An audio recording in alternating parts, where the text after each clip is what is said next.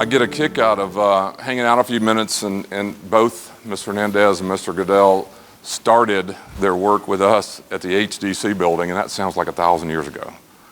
Just to say that building and then their path through to end up where they are and what they're doing, and super cool. Kind of brings back a whole bunch of memories of even booking down in HDC, I think was mentioned. So, all right, let's talk to some more folks. We're going to present an outstanding service ribbon to Corporals, if you'll come up here with me, Corporals Monk, White, Beltran, Tyndall, Captains Torres and Stanley, and Facility Officer Mark Bechet. If you'll all come up front.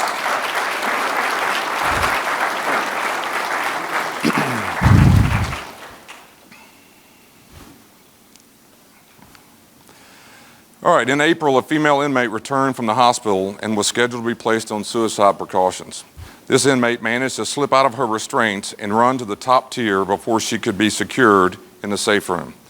She flung herself under the bottom rail and attempted to fall to the day room floor. Due to her weight being over 400 pounds, most of her body was suspended as officers desperately tried to hold on and stop her from falling. It took several officers to pull her from the suspended position she was in. After she was pulled up, her resistance continued and she repeatedly attempted to fall to the lower tier from the bottom railing. This incident lasted over 10 minutes before the inmate was finally secured in a cell. The amount of time the officer spent physically engaging with this individual while constantly maintaining professionalism and care is exceptional. We each played a vital part in preventing a serious injury to the inmate and potentially saving her life. We're going to present a ribbon to every one of these men. Fantastic. There we go. Great job. Appreciate you very much. Appreciate you very much. Yes, thank you. Appreciate your work very much. Thank you. Appreciate your work very much. Thank you. Appreciate your work very much. Thank you very much. Thank you, sir. Appreciate you very much. Let's get a picture. Where's, come on. You want to squeeze us? Say, watch him. He's a control freak.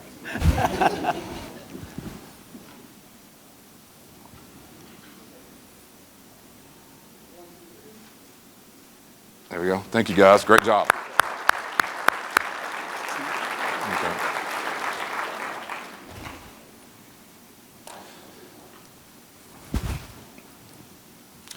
We're going to present another outstanding service ribbon to Corporals Primus and Hill. Can you step up here and join me?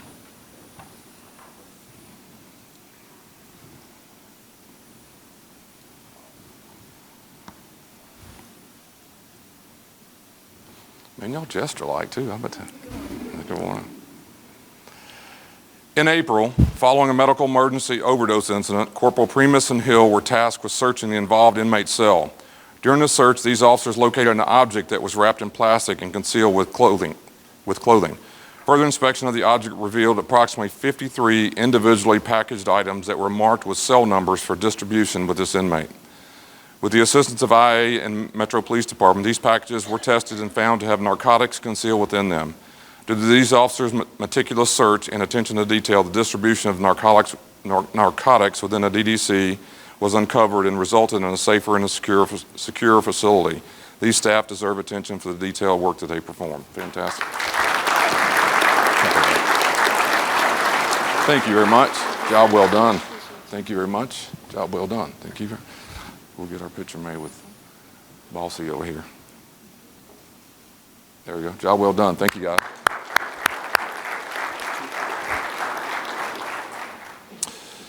We're going to present some more ribbons to Lieutenant Crawley and Gaither. Corporal Gaither, can you step up here, please?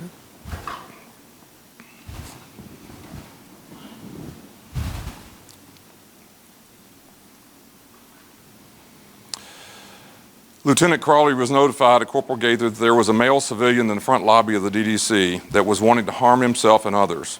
Lieutenant Crawley approached the individual and attempted to de-escalate the situation. Lieutenant Crawley instructed Corporal Gaither to call Metro Mobile Crisis and also take him through the metal detector to make sure he did not have any weapons. Throughout the conversation, the individual kept making comments about harming himself. Quote, getting out of Nashville. It escalated when he looked at Lieutenant Crawley in the eye and said, "Get that gun out of here. I'm going to take it off you," and crash out. As soon as a statement was made, he was instructed to place his hands behind his back and was restrained. He was held until Metro arrived and then was taken to Centennial Medical Center. Due to the due diligence of these officers, the individual was able to get medical attention and potentially save his life and others. Fantastic. There we go. Great job, Lieutenant. Great job. Great job. Thank you very much. Appreciate you.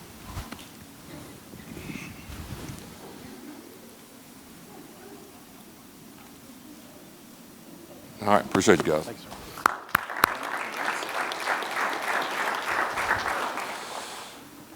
We're going to present another ribbon to Warrant Officer Christopher Rickman. Would you step up here?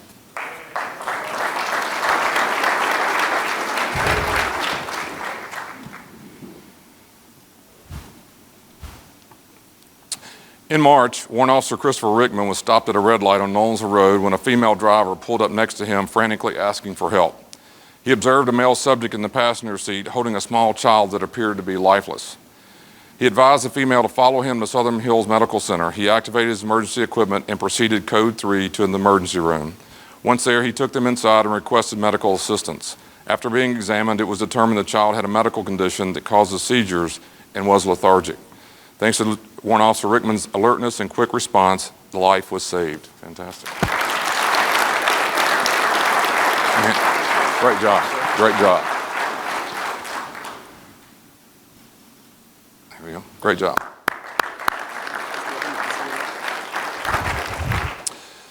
All right, we're going to present an outstanding service ribbon to Facility Officer Michael Matuk. Is that how I say it?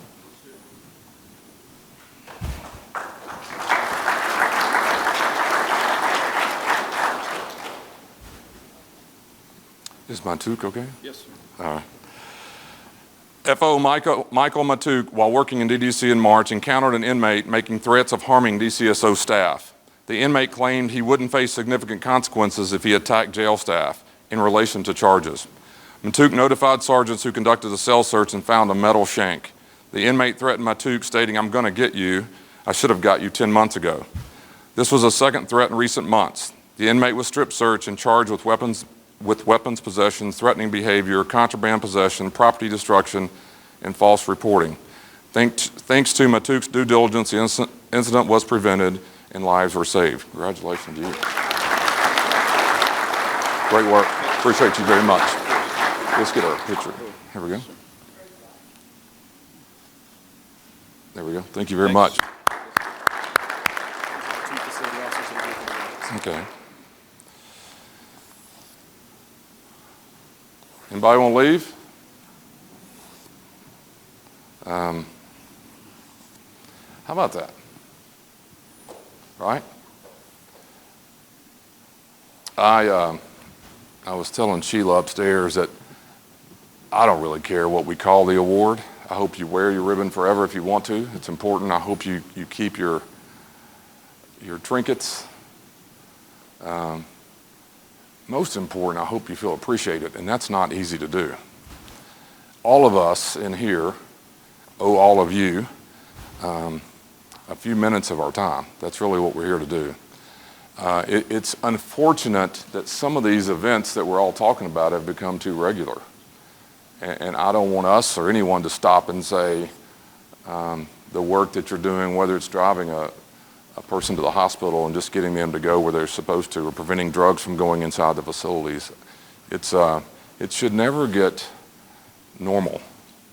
And unfortunately, our challenges are different today. And I don't want you to quit writing about it.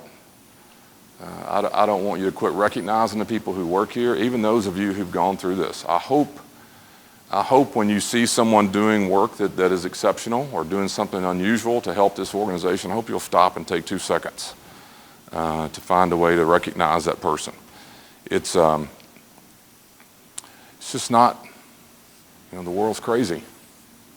We will probably hear about this event here in just a few weeks when we get back in here, but just over the weekend, right out here, Saturday morning, wee hours of Friday night, car pulls up on the ramp. Officers working inside the station, walks out there. A man had shot and killed someone, drove up into the parking lot, gun in his side right here. If you watch the video of this, it is amazing. He had killed someone, it's all over the news now, inside his car. God knows what, it was blood everywhere, in the car, outside the car. And here's a person who signed on to be in security, doing a job, but I don't know that we can train you in a perfect world to handle all that. And this man stood there while this individual reaches for this gun under his shirt in a quick, and I'll be honest with you, I'm not an expert in anything, but you don't have the time if you don't take this individual out. The good news was he drops a gun. Our staff, the individual, and it sounds like, and I'm not super sharp on criminal process, but it sounds like he was a victim of sexual abuse from this individual and he ended the abuse, if all that's true. But our staff were sitting out here doing their job and a guy drives up with a gun in the side and blood everywhere and throws a gun out. It's just, and every one of you, everything we just went through, I don't ever want it to feel like we all work at the bank. We're talking about lives. We're not talking about money. And I don't know. If you don't leave here feeling a little more proud of these people and the ones that aren't in here today, man, you don't need to work here. It's tough. Their work is tough. And I just hope we're stopping to say thank you. But all of us who try to support them in our daily jobs, I don't want us to forget what's going on. And we didn't go round up a bunch of stuff to talk about. This just comes to the desk. And it feels, unfortunately, it feels routine in some ways to read about it. But when you're talking about finding shanks and being threatened to be killed by, people who in some cases don't have a lot to lose, I don't know, just super proud of every one of you. And in the middle of this, we have an FO, right? Here was a program we didn't even have. We needed people. We hired FOs. We brought them on. Now it's a part of what we're doing, and in some ways is trying to help save the lives of us, staff, other things, and his own life. So it doesn't matter whether you came to HCC. It doesn't matter where you're doing. I'm a little biased. I like the blue uniform. I like the BCC thing, just as a program. By the way, I got this cool bracelet on. It's Mental Health Awareness Month. Super proud of everything. Mr. Goodale said that one of the things he's most interested in his job is the mental health of the officers. I said, you want to be the sheriff, dude? That's what we need. With all you're dealing with, we all need help. Don't ever, ever apologize for that. Every one of these events we just read, to anyone else that doesn't work in this line of work, is life-altering. Potentially. So don't let it be normal. Don't fear asking for help. And I just super, super proud. And I just wish we could buy some appreciation and just hand it to you. Because I don't know how, other than to try to stop and say thank you. And all of us need not forget what they're doing every day. It's tough. Several months back, we started recognizing FOs that have been here a year, helping us do this job, helping us do and fill posts. And what we decided to do is give them a badge after a year's worth of part-time work, working regular shifts. Just this past week, we've changed that now to where you can work, I believe, 3 shifts instead of 2. Some of the corrections leadership who, when we first brought this idea up, kind of thought I was crazy. I don't blame you for that. But at least now I think we see it as a dependent part of what we need. We're going to need bodies, and these people who are working for us, as Mr. Manouk just examined, was an example of, is providing an incredible value to our operation. So today we have 2 people who are going to get their badge after a year's worth of work as facility officers. I'd like to ask Christopher Allen and Marion Petty to step up here, please. What did I say, Alan? Oh, I'm sorry.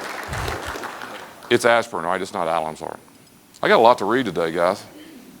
Is this one? That's Ashburn. Okay, all right. All right, there we go. Y'all got some good-looking badges. They look just as real as this, don't they? All right, so Mr. Ashburn, I'm going to give you yours first. Thank you very much for a year's worth of work. There's your real badge. Congratulations to you. There's your credit. Nice to see you. Thank you very much. Job well done. Let's get our picture made. Whoop, whoop.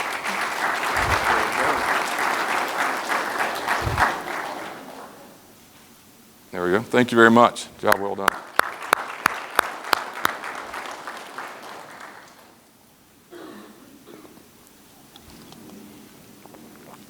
So, a lot going on.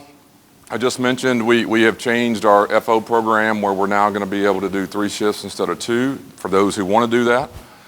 Incredibly helpful to us and our overall staffing. I've been in this room for a couple of years, and I think I say it every time. The most important thing we can do is to get our staffing levels to where we need them. We're working very hard to do that. 3 years ago at this time, we had 180 vacancies. Today we have 90. We've cut that in half. We have 90 vacancies and 70 plus FOs working in some of those vacancies. We're not done. We're not where we want to be. We will never be fully staffed, but we're going to get to the point where staffing isn't the only thing we're talking about. And I try to explain this every month too, but it impacts everything else we do. We can't move some promotional people to warrants, for example, at times because it would be coming from corrections. We can't move people to BCC sometimes because it's coming from corrections. So we're trying our best to get the core business that we have staffed.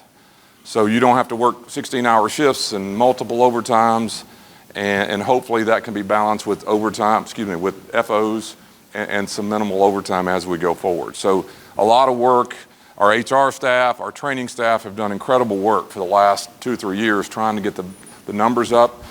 My office sits up here somewhere, and you can look out the window. It looks like the mall. There are people coming in and out of here every day trying to be trained and hired and brought on, and that's incredibly helpful as we go forward. It's a tough time. There aren't very many places in the country that are even close to fully staffed, and so I think what we're going to try to do is get ourselves in a place here very soon.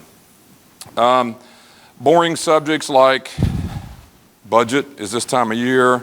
What would matter to me if I were you, I get this, is raises. I believe the mayor's office is going to propose, an increment and cost of living both, which is good. My understanding is it could be anywhere between 2.5 to 3 each. Don't call me and say, you told me I was getting 3. No.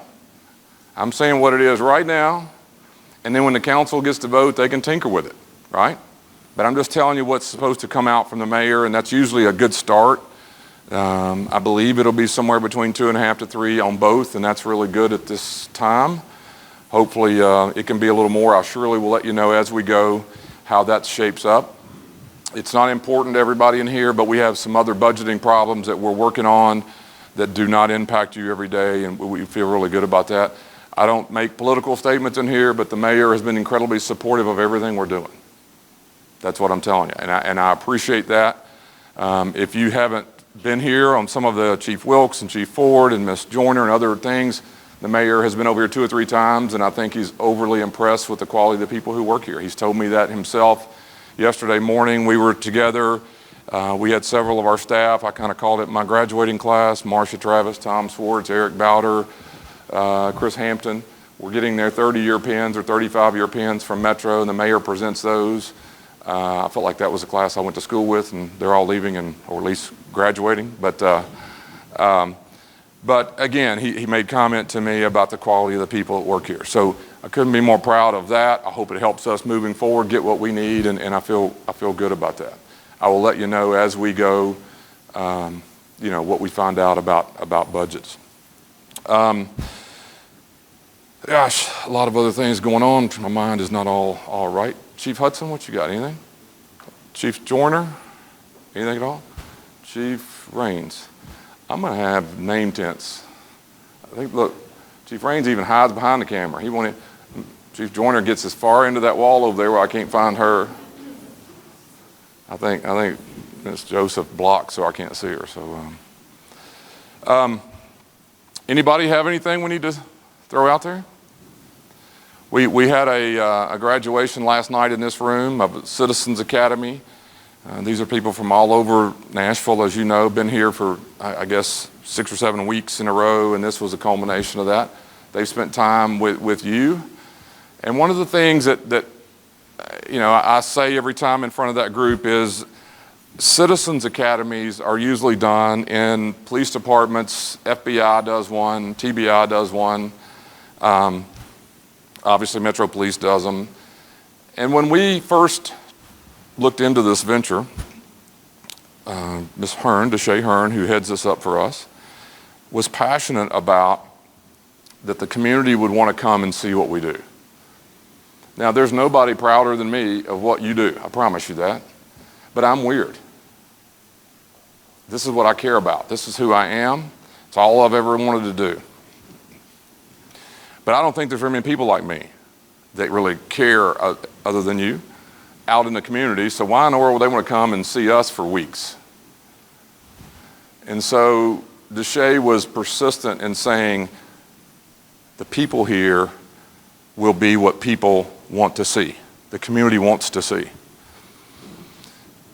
I'm not saying she wasn't right, but I didn't believe her. I got tired of her asking me to do that. She didn't work here. And at some point, literally, I said, well, if you want to do it, you come here. Then I said to her, I don't think you're going to find enough people who want to come do this. I think we've been doing it a couple of years. We have 100 or so people apply. We have to whittle that down every time. There's people coming from all walks of life into the process. They sit here for several weeks. I sit right up there where Michon is last night, and a man I've never met in my life who was in this class just walked up to me and said, the people who work here are amazing. And I think I want to say, I love you. And he said to me, I've been to every one of these. In Nashville, there's 3 or 4 other ones, TBI, FBI. He said, the people here are better than any place I've been. Now, I don't know who paid him to say that. It changes my whole outlook on everything. Because what I want most is for them to see you. And our jobs don't allow that every day.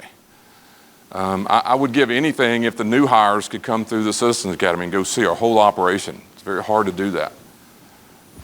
Super cool story hidden within that group was we had a 30-year employee. Hope he's not in here. I don't want him. Y'all can tell him what I called him, though. He's kind of a crusty old guy. Okay?